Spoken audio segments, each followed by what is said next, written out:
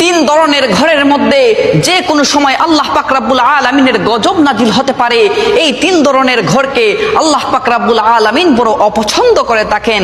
এক নাম্বার হচ্ছে যেই ঘরের মধ্যে নারীর আওয়াজ পুরুষের তুলনায় উচ্চ হয়ে থাকে, সেই ঘরের মধ্যে প্রতিদিন 70,000 ফেরেশতা লানত পাঠিয়ে থাকে। দ্বিতীয় নম্বর হচ্ছে যেই ঘরের মধ্যে অন্যের হকের মারা টাকা জমা থাকে আর সেই টাকা দিয়ে সংসার চলে, ওই ঘরের মধ্যে যে কোনো সময় আল্লাহ পাক রব্বুল আলামিনের গজব নাজিল হতে পারে। আর তিন নম্বর হচ্ছে হযরত জিবরাইল আলাইহিস সালাম বলেন, যেই ঘরের মানুষরা মেহমান আসলে অখুশি হয়, ওই ঘরের মধ্যে যে কোনো সময় আল্লাহর গজব নাজিল হতে পারে। যদিও নামাজ পড়া হয় ওই ঘরের মধ্যে, ফেরেশতারা সওয়াব লেখেন না, নামাজের সওয়াব লেখেন না।